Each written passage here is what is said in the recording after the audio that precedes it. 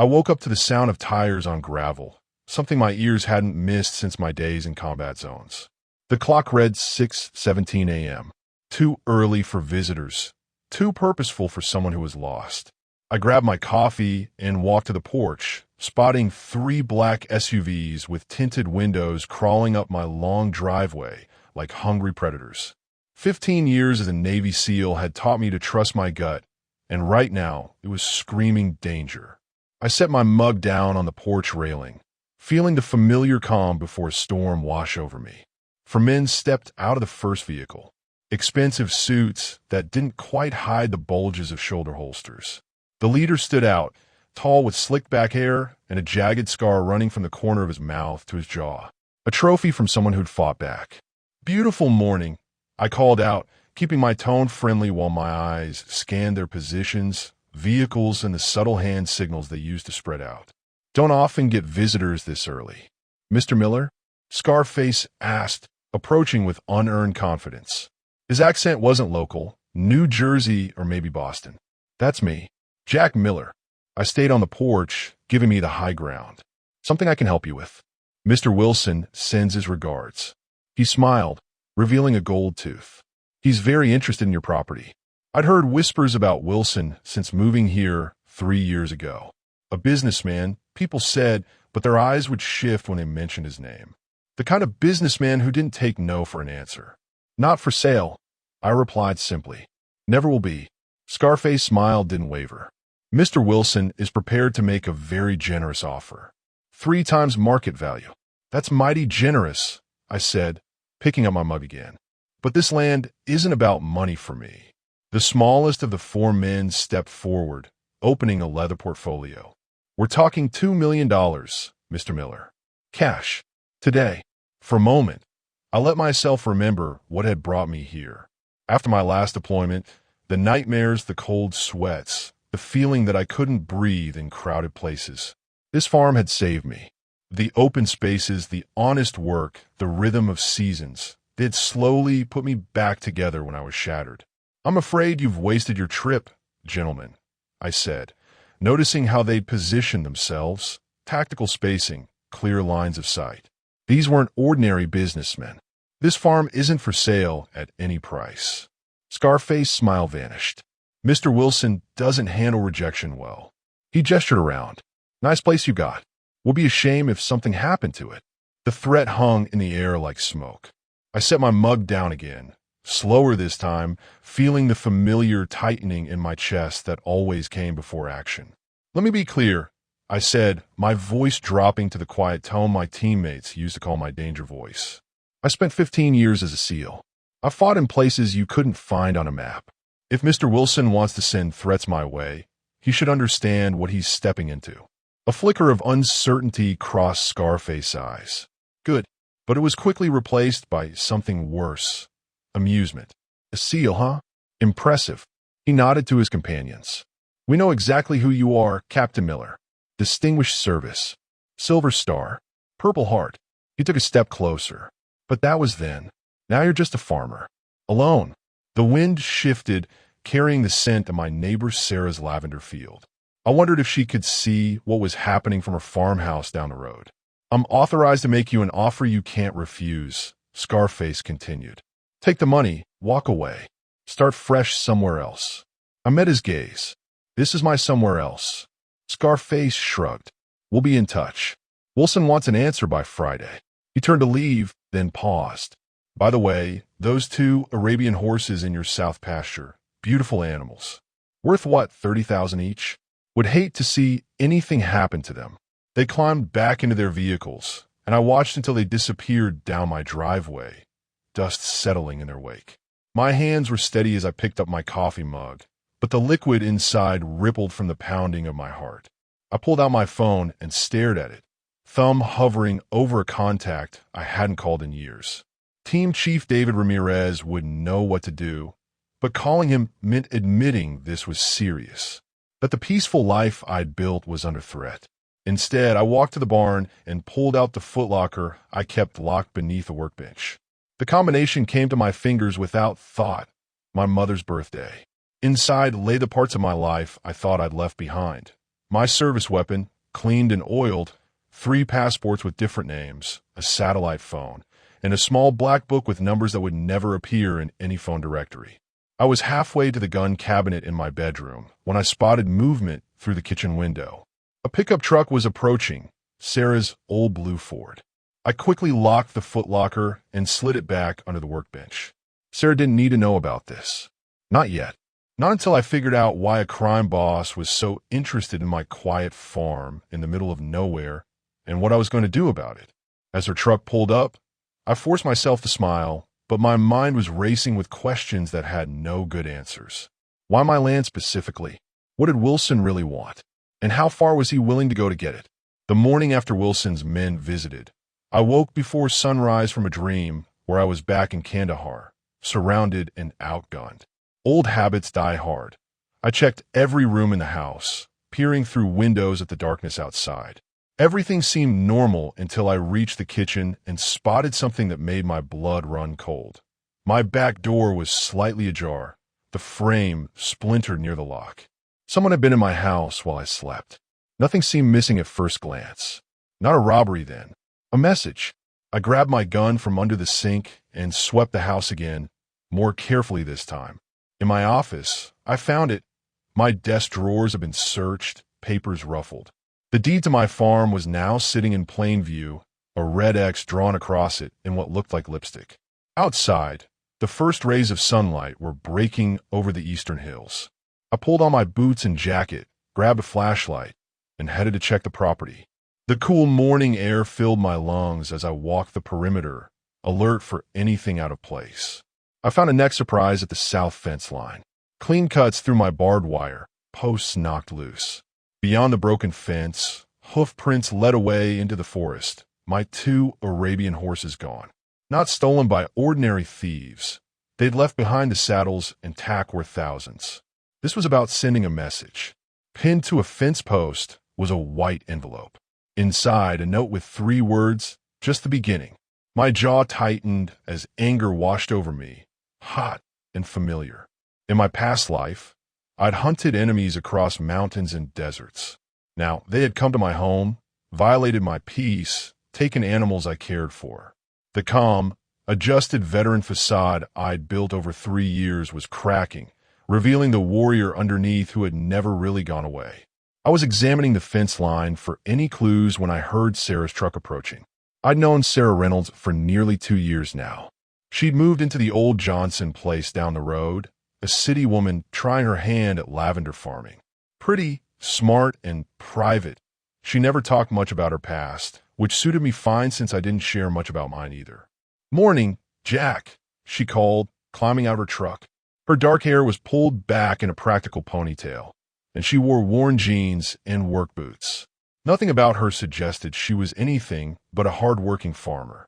"I saw your fence was down from the road. Everything okay?" I hesitated, not wanting to drag her into whatever this was. "Just some trouble with developers. They want the land pretty badly." Sarah frowned, coming closer to examine the cut fence. "Developers don't usually resort to property damage right away." Her eyes narrowed. "Or horse theft. You noticed. The Arabs are hard to miss when they're in the pasture." "Jack, this looks serious. Should we call Sheriff Burke?" I almost laughed. Burke was a good man, but totally unprepared for whatever Wilson was planning. "Not yet. I need to understand what I'm dealing with first." Sarah studied my face with concern. "Those men yesterday in the black SUVs, they weren't developers, were they?" So she had seen them. I sighed, deciding to give her at least part of the truth. "No, they work for someone named Wilson. Ever heard of him?" The change in her expression was subtle, a slight widening of her eyes, a tightness around her mouth, but my years of reading people in high-stress situations caught it immediately. She knew something. "Dominic Wilson?" she asked, her voice carefully neutral. "The investor who's been buying up properties around the county?" "That's what they say." I knelt to examine the fence wire more closely. Though investor seems too clean a word for someone who sends armed men to deliver threats. Sarah was quiet for a moment. "Jack, if it's Wilson, you should consider selling. There's stories about what happens to people who get in his way." I stood up, meeting her gaze. "I don't respond well to threats, Sarah. Never have. Something flickered in her eyes, concern mixed with something else. Respect? Or was it fear? Just be careful. You're all alone out here. Not entirely alone, I thought, remembering the black book in my footlocker. But I simply nodded. I appreciate the concern. I'll be fine. Sarah looked like she wanted to say more, but thought better of it. If you need anything, even just someone to keep an eye on the place while you're gone, call me. She handed me a piece of paper. Here's my cell. My personal one, not the farm number. After she left, I walked the rest of my property, finding 2 more cut fence sections and boot prints that suggested at least 5 men had been on my land overnight. Professional work. They disabled my simple security cameras and avoided the motion sensors I'd installed near the house. Back inside, I pulled out my laptop and started researching Dominic Wilson. The public records showed a successful businessman with interests in real estate, shipping, and private security. Articles praised his philanthropy and community investment. But beneath the polished surface, I found whispers, forum posts about tenants forced out of buildings he'd acquired, rumors of connections to organized crime, and a suspicious fire at a farm he'd tried to purchase last year. Most concerning was what I didn't find. No personal information beyond the basics. No photos more recent than 5 years old. Nothing about where he lived or his family. A man with that much money and power should have left a bigger digital footprint. I was deep in my research when my satellite phone rang, a number I didn't recognize. Miller. I answered, keeping my voice neutral. Jack. The voice sent me back 15 years. Mike Delancey, my spotter during my sniper days. Got your alert. I'd set up a system years ago. If anyone searched extensively for information on former SEAL Team 6 members, alerts would trigger. Mike still worked in intelligence circles. Someone's digging into your service record, he continued. Professional job, not just some curious civilian. Wanted to give you a heads up. My mind raced. Timing's interesting. Just had some unwelcome visitors yesterday. Need assistance? Mike asked, no emotion in his voice, but I knew what he was offering. My old team would come if I called. Not yet, I said, but stay ready. Always am. Be careful, Captain. If they're researching your background, they know who they're dealing with, and they're coming prepared. The call ended, and I stood at my kitchen window, staring out at my peaceful farm. 3 years of therapy, of building a new life, of learning to sleep without weapons under my pillow, all threatened now. Part of me wanted to call my team, bring in the cavalry, but another part resisted. This was my home, my fight. As the sun climbed higher, I made a decision. If Wilson wanted a war, I'd give him one, but on my terms, using the land I knew better than anyone. I headed to the barn to begin preparations, unaware that Sarah Reynolds was watching my farm through binoculars from her upstairs window, speaking urgently into a secure phone line that would never appear on any bill. Target is preparing defensive measures, she was saying. He knows something's coming. We may need to accelerate the timeline. 3 days passed without any sign of Wilson's men. The silence was worse than threats. I spent those days getting ready, checking sight lines from the house, planting motion sensors at key points around the property, and moving my most valuable tools and supplies to a storm cellar I dug out behind the barn when I first bought the place. At night, I slept in 2-hour bursts, waking to patrol the perimeter before trying to rest again. On the morning of the 4th day, I was replacing the last of my security cameras when I spotted a dust cloud rising from the road. I grabbed my binoculars and climbed to the hayloft for a better view. 3 vehicles again, but this time they had brought friends. I counted 8 men total, all armed from what I could see through my scope. So that's how it's going to be. I muttered to myself, sliding down from the loft and moving quickly toward the house. I had maybe 5 minutes before they arrived. Inside, I pulled on my tactical vest, an old habit I'd hoped to never need again, and loaded my shotgun. A pistol went into my hip holster, and I slipped a combat knife into my boot. The familiar weight of the gear brought a flood of memories. Desert sand, night operations, the absolute trust in the men beside me. Now I was alone. Through my living room window, I watched the vehicles park in a half-circle facing my house, a basic containment formation. They weren't even trying to hide their intentions now. The men spread out with practiced precision. Not street thugs. These guys had training. Military or law enforcement backgrounds, I guessed. Scarface stepped forward, dressed more casually today in dark pants and a tactical shirt. He cupped his hands around his mouth. "Captain Miller, we know you're in there. Mr. Wilson would like another word." I stepped onto the porch, shotgun held low but visible. "Seems like a lot of men for a conversation," I called back. Scarface grinned. "Just insurance. Mr. Wilson values his investment. Still not selling," I said evenly. "That's not why we're here today." His grin widened. "We found your horses. Beautiful animals. Currently enjoying Mr. Wilson's stables." I felt a flash of anger, but kept my face neutral. "What does Wilson want?" "He's impressed with your stubbornness. Wants to offer you a job instead of buying your land." That caught me off guard. I hadn't expected a job offer. "Not interested," I replied. "50,000 a month," Scarface continued as if I hadn't spoken. "All you have to do is allow us to use a portion of your property for storage. You keep the farm. We use the abandoned mine shaft on the north side of your property." So that was it. The old mine shaft that ran under part of my land. I'd sealed it off when I bought the place, figured it was unsafe and forgotten about it. Now I understood. Wilson wasn't after my farm. He wanted what was under it. "What exactly would you be storing?" I asked, playing dumb while my mind raced through the possibilities. Drugs, weapons, money, whatever it was worth millions if they were offering me that kind of monthly payment. Scarface shrugged. "Does it matter? You get paid, you mind your business, everyone's happy." A movement in the tree line behind them caught my eye, just the briefest flash of something reflective about 200 yards back. Someone else was watching us. Friend or foe, I couldn't tell. "Last chance, Seal," Scarface said, spotting me on the porch and dropping all pretense of friendliness. "We know all about your service record. Impressive, but it won't help you now. 8 of us, 1 of you. Either for bulges. I need time to think about it," I said, buying myself space. "This is a big decision." Scarface nodded. "You got 24 hours. Then Mr. Wilson's next offer won't be so generous."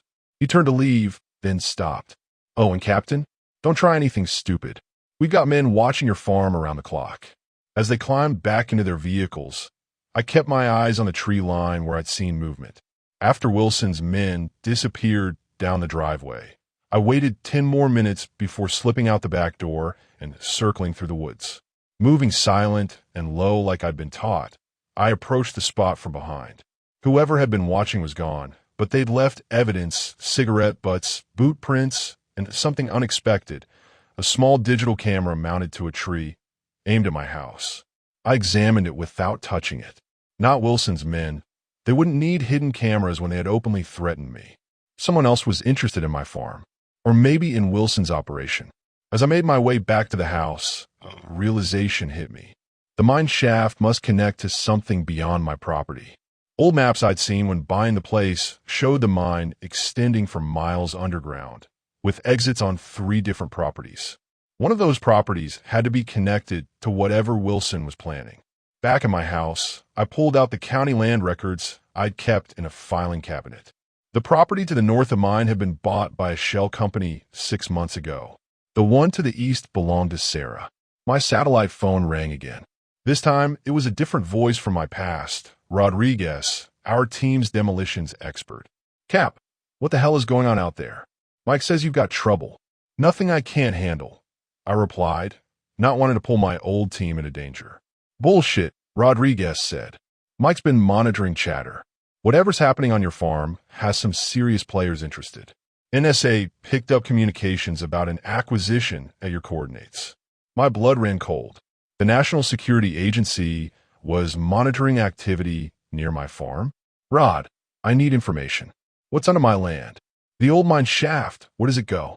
What's it connected to?" There was a pause. "I'll make some calls. But Jack, if NSA is watching, this is bigger than some local crime boss. Be careful." After hanging up, I went to my gun safe and pulled out equipment I hadn't touched in years. Night vision goggles, tactical radio with encrypted channels, and body armor that still fit despite 3 years of farm living. Tonight, I was going to explore that mine shaft. Whatever Wilson wanted was down there, and I needed to know what I was fighting for or against. As the sun began to set, I noticed Sarah's truck coming up the driveway. She stepped out looking worried, a large bag over her shoulder. Jack, she called, her voice tight. We need to talk. I think I know what Wilson is after. The first attack came exactly at midnight. I was ready for them. After my conversation with Sarah, I'd set up multiple defensive positions around the property. She had left hours ago, taking with her information that had changed everything I thought I knew about my quiet farm. The security system I'd installed after their first visit triggered silent alarms as they breached the perimeter. My phone vibrated in my pocket. Motion sensors tripped at the north fence line. 8 heat signatures moving in pairs toward the house. I moved silently through the darkness, guided by the night vision goggles I'd kept from my service days. The familiar green glow transformed my peaceful farm into a battlefield. In a strange way, it felt like coming home. The first 2 men were easy. They moved with competence but overconfidence, not expecting resistance so early in their approach. I disabled them with quick strikes from behind. Not lethal, but they wouldn't be getting up anytime soon. I used their own zip ties to secure them and confiscated their weapons, H&K pistols with suppressors, professional equipment. Their radios crackled with queries about their position. When they didn't respond, the mood of the remaining attackers changed. They became more cautious, sticking to cover, communicating with hand signals I recognized from my own training. Find him, a voice hissed in the darkness. I recognized it as Scarface. Wilson wants this finished tonight. I circled behind the barn, using the knowledge of my own land to move unseen between their search patterns. One of the men stepped into my prepared trap, a simple snare that left him dangling upside down from an oak tree, cursing until I relieved him of his weapon and radio. 5 left. A burst of gunfire shattered the night as one of Wilson's men fired wildly into shadows. Poor discipline. The others yelled at him to hold fire. They didn't want to alert neighbors. Too late for that. I key my satellite phone. Breach in progress. I whispered. Multiple armed hostiles on property. Mike's voice came back instantly. Police have been anonymously notified. ETA 12 minutes minimum. Local sheriff dispatcher reported they're understaffed tonight. Convenient timing. I wondered if Wilson had arranged that too. Can you get clear? Mike asked. Negative. This ends tonight. I clicked off before he could argue.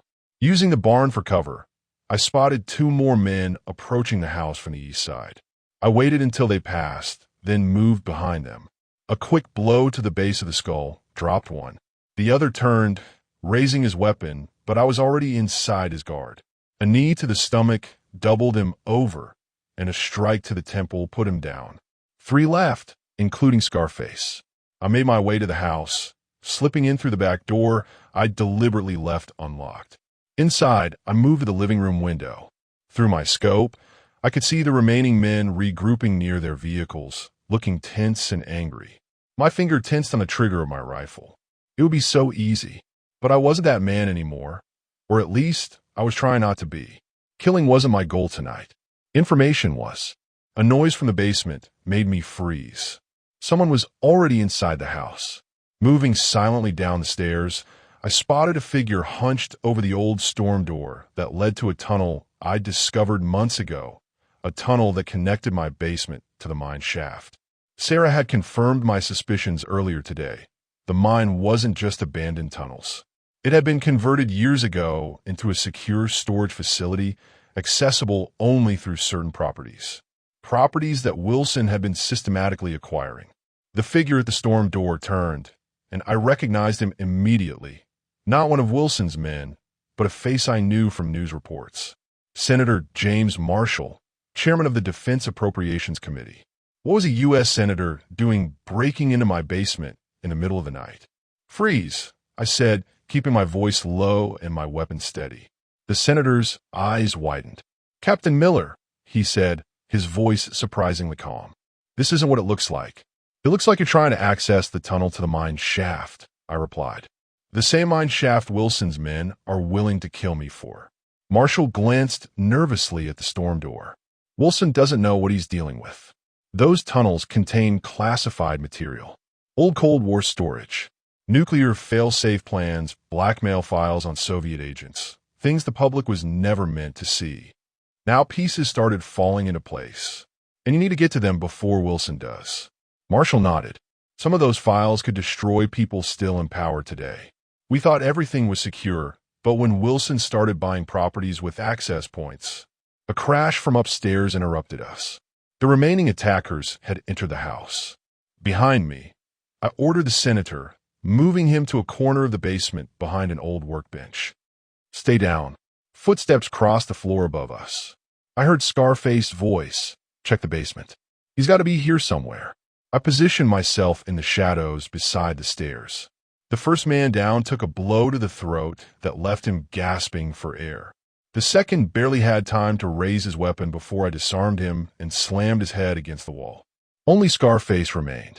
I could hear him moving cautiously above. It's over. I called up. Your men are down. Police are on their way. Tell Wilson he picked the wrong farm. Silence, then a chilling laugh.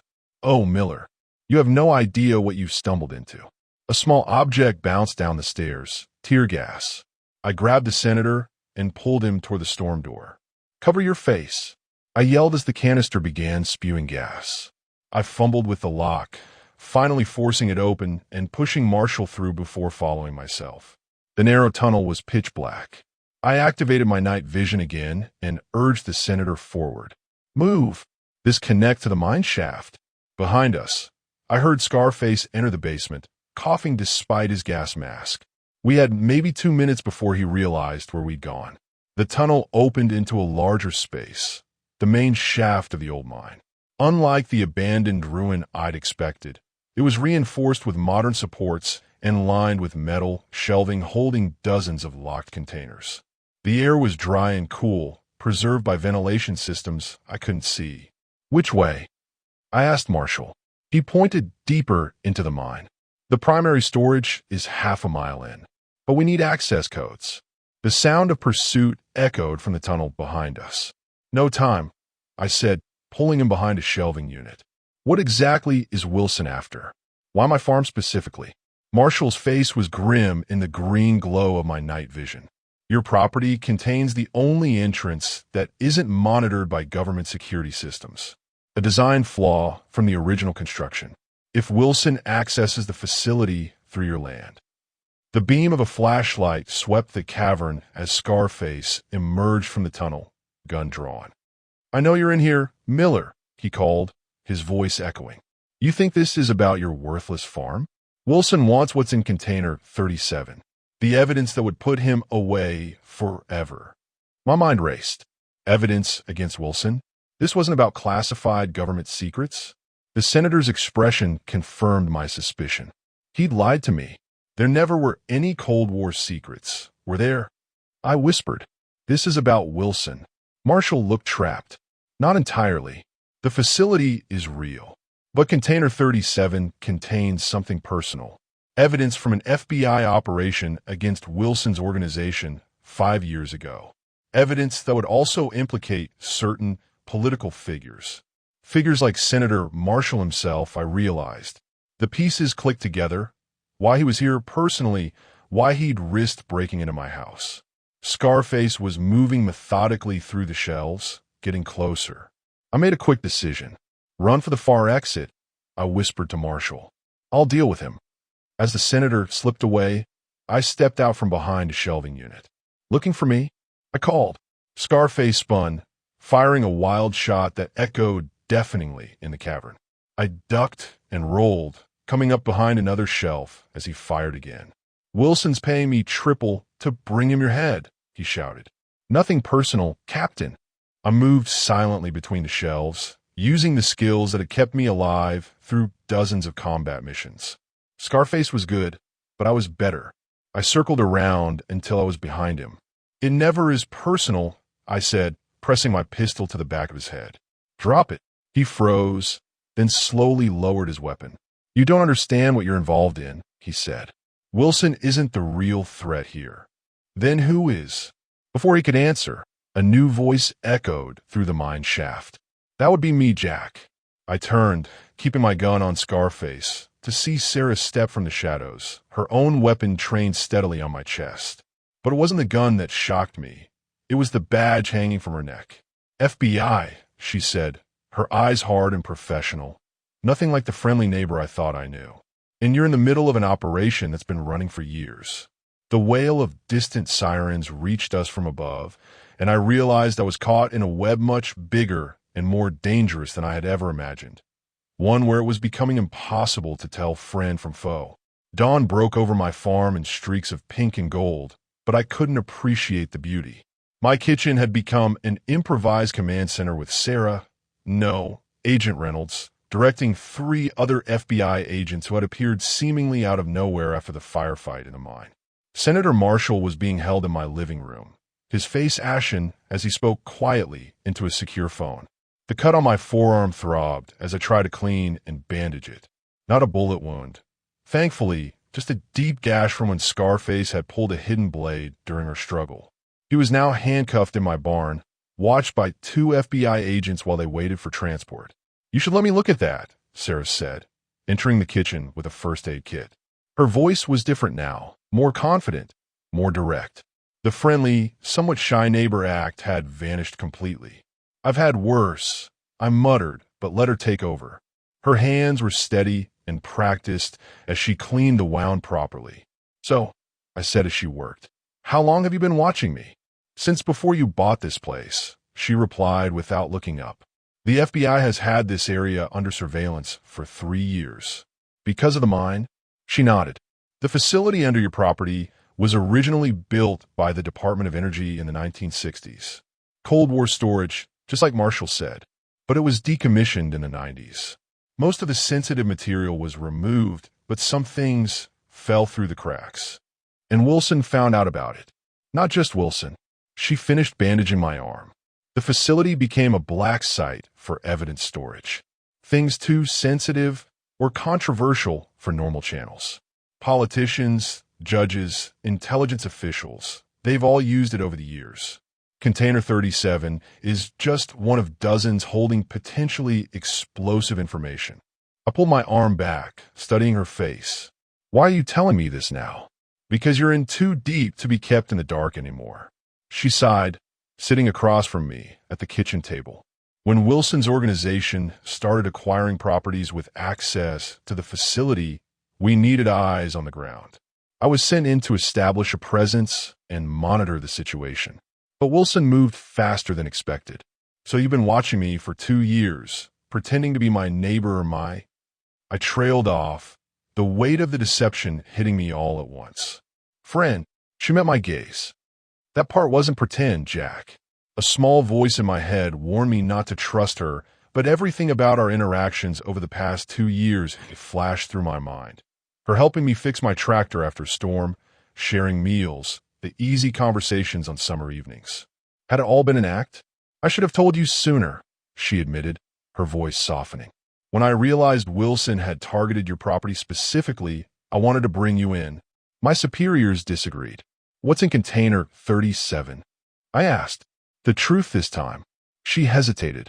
"Evidence from an undercover operation 5 years ago. Video recordings implicating Wilson in not just organized crime, but treason. He sold weapons tech to foreign powers. But the evidence also caught several high-ranking officials accepting bribes to look the other way. If it goes public, a lot of powerful people fall, including Senator Marshall." She nodded. Marshall was on the Intelligence Committee then. He helped bury the investigation in exchange for campaign contributions. He's been trying to get access to the evidence for years. One of the agents entered the kitchen. "Agent Reynolds, we've got a problem. Wilson's on the move. Multiple vehicles heading this way from town." Sarah's professional mask snapped back into place. "ETA, 20 minutes, maybe less. And our backup? Delayed. The roadblocks we requested haven't been established. Someone's interfering with the operation." Sarah swore under her breath. "Marshall," she muttered.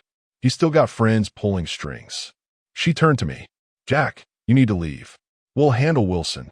I looked out the window at my farm, the land I'd rebuilt my life on, the place that had given me peace after years of war. "No, this is my home. I'm not running." "This isn't your fight," she argued. "It became my fight when Wilson's men broke into my house and stole my horses." I stood up, the decision already made. "Besides, I know this property better than anyone. You need me." She studied me for a long moment, then nodded. All right, what's your assessment? I laid out a county map on the table. They'll come from 3 directions. The main road is too obvious. They'll know you've got people watching it. There's an old logging trail here. I pointed to the western edge of my property, and a creek crossing to the south that's passable in dry weather. If I were planning the assault, I'd split my forces and hit from all 3 points simultaneously. Sarah examined the map. How many men can we expect? Based on the resources he's shown so far, 20, maybe more. The agent who had delivered the news looked pale. We've got 5 agents total, counting you.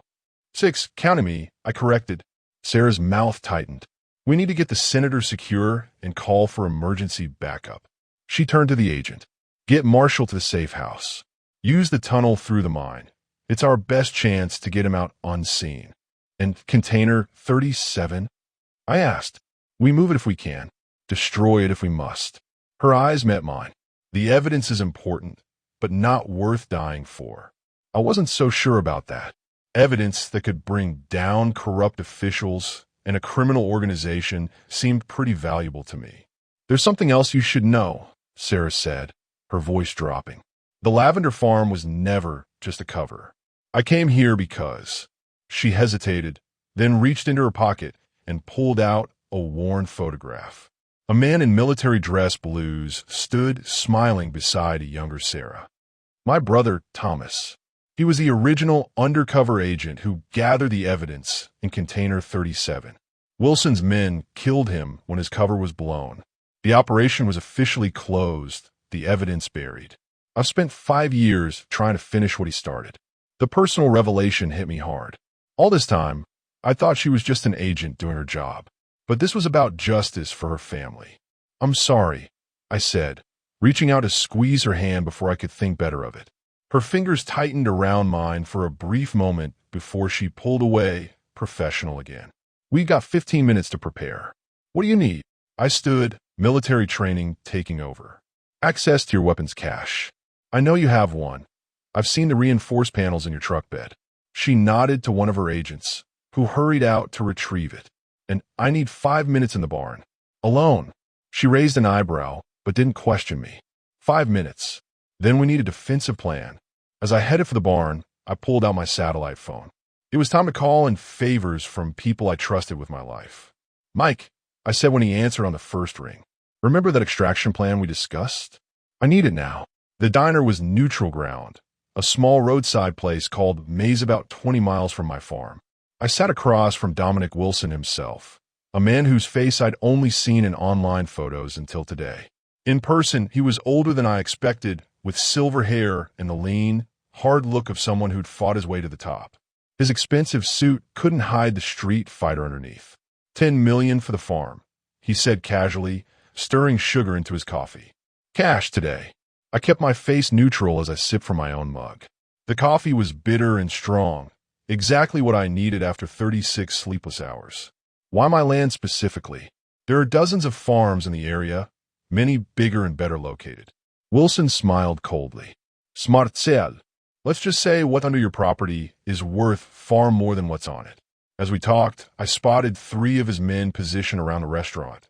One by the door, one at the counter, and one 3 booths away, pretending to read a newspaper. What Wilson didn't notice was the DEA tactical team Sarah had stationed outside, or the 2 retired SEALs from my old unit sitting at the counter, looking like ordinary truckers. The meat had been Wilson's idea, delivered through a burner phone left by one of his men during the brief firefight at my farm yesterday. The battle had ended in a stalemate when Wilson's forces had suddenly withdrawn, just as they seemed ready to overwhelm us. It was a tactical retreat, I knew. He was regrouping, not giving up. Your farm is the only property with unmonitored access, Wilson continued. The other entry points have government security systems, motion sensors, the works.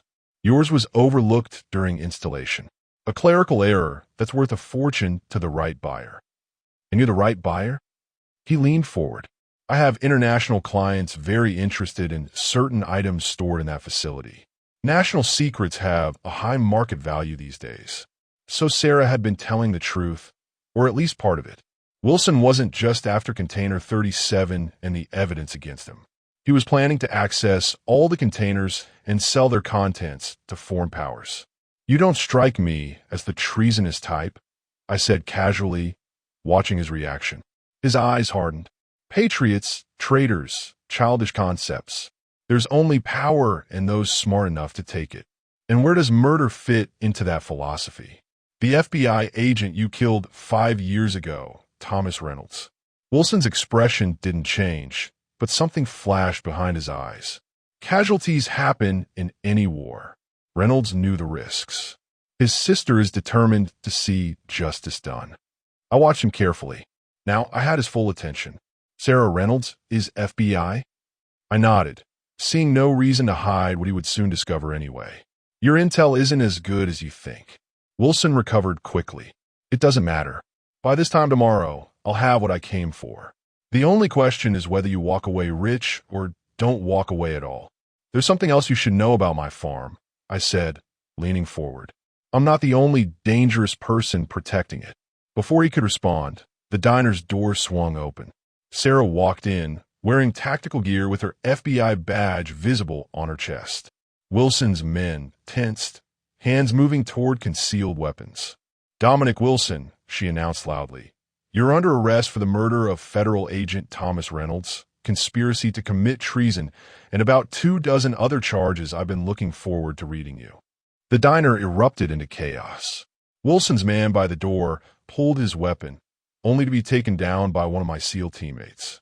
The one at the counter tried to grab a waitress as a hostage, but was dropped by a precise shot from Sarah's sidearm.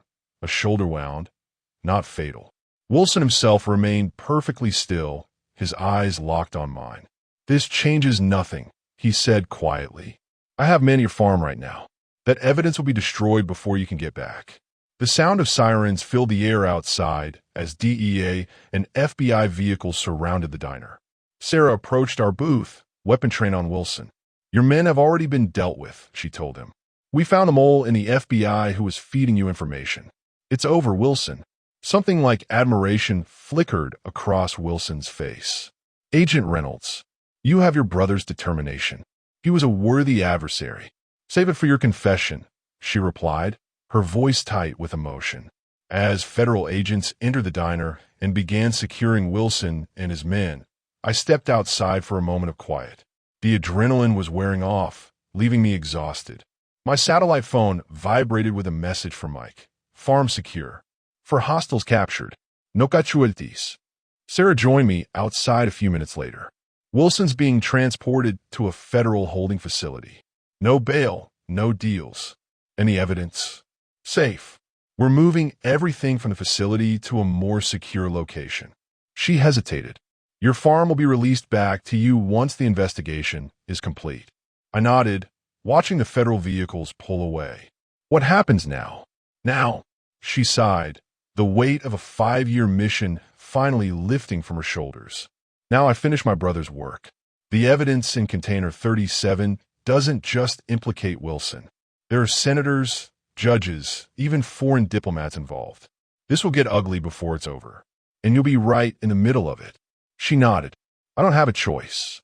"There's always a choice," I said. "After my last deployment, I could have stayed in, moved up the ranks. Instead, I chose peace. A quiet life." "And how's that working out for you?" she asked with a small smile. Before I could answer, my phone rang. It was Rodriguez. "Cap, we got a problem at the farm. The barn's on fire. Wilson had a backup team we didn't know about. They hit after we secured the first group." My stomach dropped.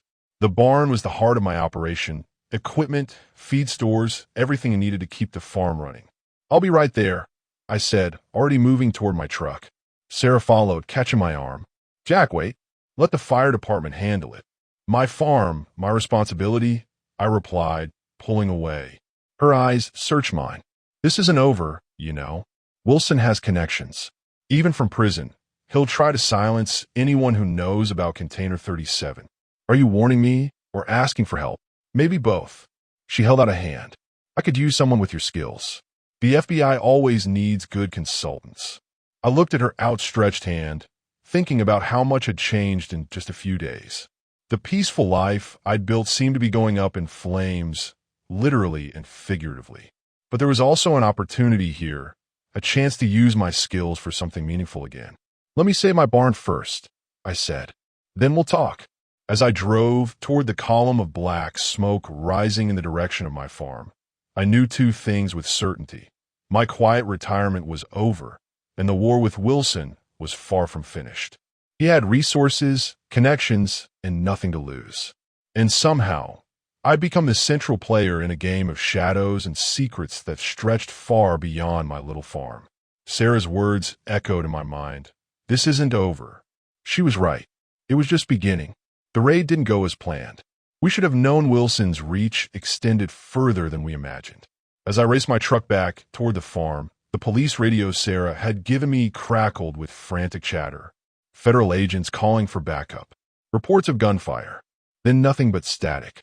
I pushed the old truck to its limits on the country roads, dust billowing behind me as I took corners faster than was safe. The smell of smoke grew stronger with each mile. When I crested the final hill overlooking my property, my heart sank. The barn was fully engulfed in flames, orange and yellow tongues licking at the darkening sky. Even from a distance, I could see figures moving, exchanging gunfire. Instead of driving straight in, I pulled off onto a hidden service road I'd cleared for emergencies. Years of tactical training kicked in as I grabbed my rifle and extra ammunition from under the seat. The truck would be too obvious a target. I'd approach on foot through the woods.